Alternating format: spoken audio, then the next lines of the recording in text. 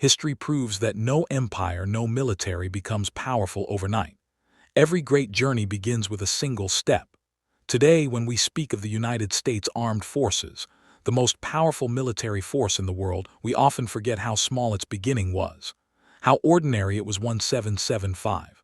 America, a country that hadn't even been born yet. There were only farmers, blacksmiths, shopkeepers, no uniforms, no training, no powerful navy. Just a dream. A dream of freedom. It was this dream that turned ordinary people into extraordinary warriors. It was this dream that turned farmers into soldiers.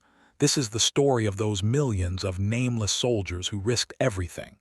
This is the story of fathers who gave their lives so their children could be free.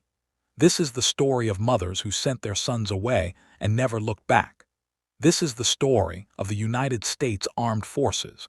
When farmers became warriors, the year was 1775.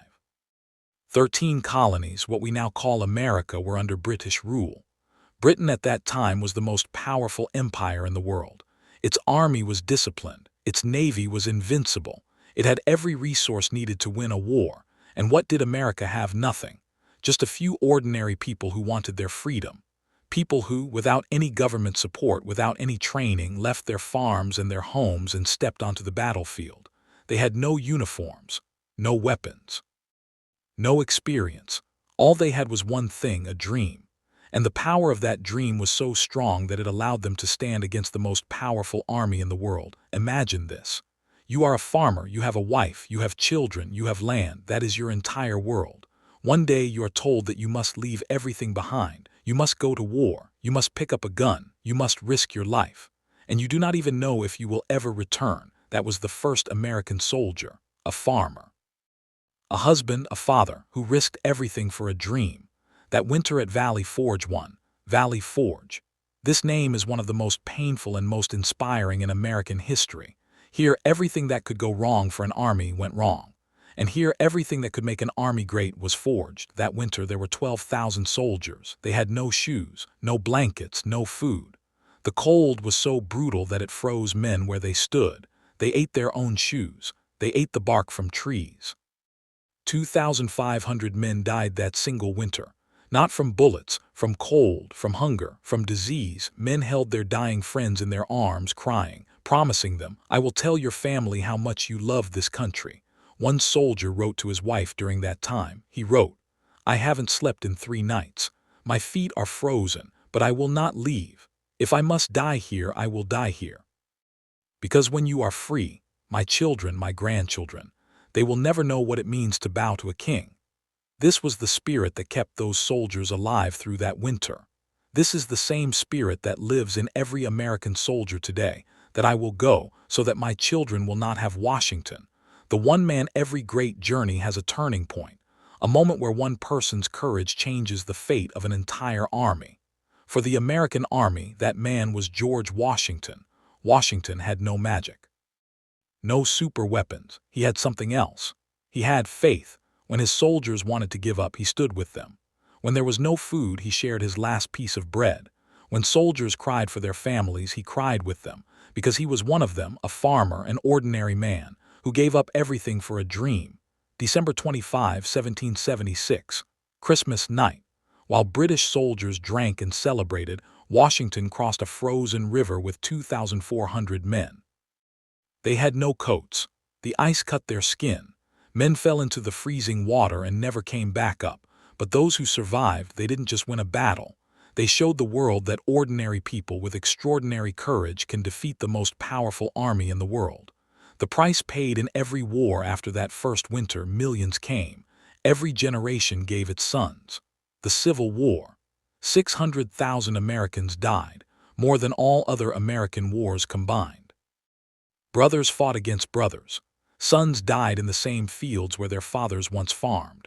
One nation divided against itself. But from that blood, a new America was born, an America where no one was a slave. No one was a master. Then came World War II. June 6, 1944, Normandy. 18-year-old boys jumped into water filled with bullets. Their friends fell beside them. Their cries were lost in the noise of gunfire, but they kept moving forward. Because the people behind them, the families waiting at home, they were worth it. One soldier wrote before D-Day, "If I don't come back, tell my mother I died doing something that mattered. Tell her I'm not a hero. I'm just a boy who loved his country more than he loved his life." This is the American soldier. He doesn't go to war to be a hero. He goes because his country calls him. He goes because his family's safety is his responsibility. He goes because he dreams of a free nation. The American soldier today, America has the most powerful military in human history.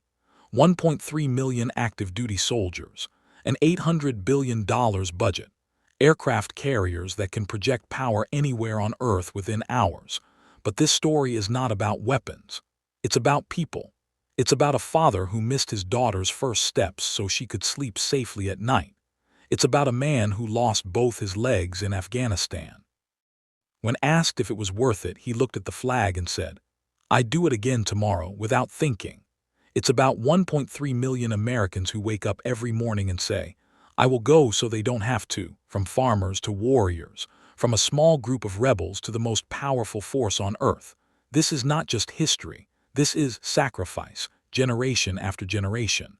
Mothers sending their sons away, wives hugging their husbands for the last time.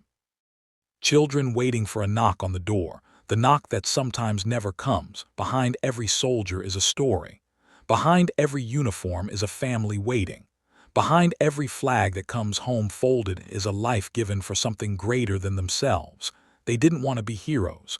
They just wanted to be free. And they wanted their children to be free. And their children's children. This is the American soldier, powerful not because of their weapons, but because in that cold winter of 1777, a group of farmers decided that some things, freedom, family, country, were worth dying for. And every generation since has said the same thing. "I will go, so they don't have to."